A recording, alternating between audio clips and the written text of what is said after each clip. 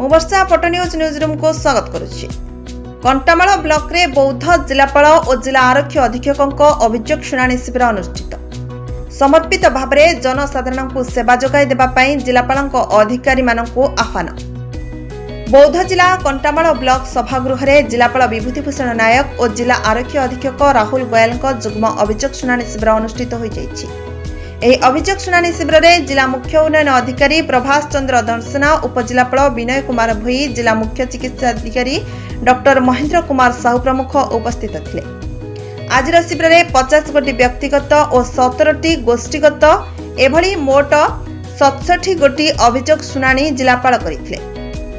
14टी अभियोगर तुरंत समाधान होइतिला।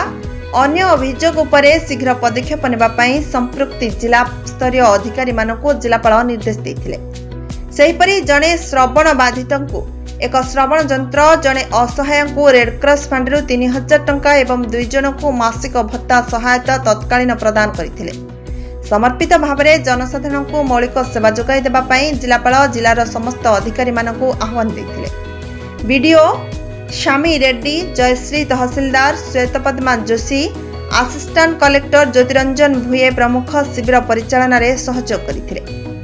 एही जनशुणाणी शिविर में समस्त जिला स्तरीय अधिकारी, विभिन्न विभाग जंत्री, लाइन विभाग अधिकारी, ब्लॉक स्तरीय अधिकारी एवं कर्मचारी, जिला सूचना और लोकसंपर्क अधिकारी, विद्यापति पंडा और विभिन्न गणमाध्यम रे प्रतिनिधि प्रमुख उपस्थित थिले।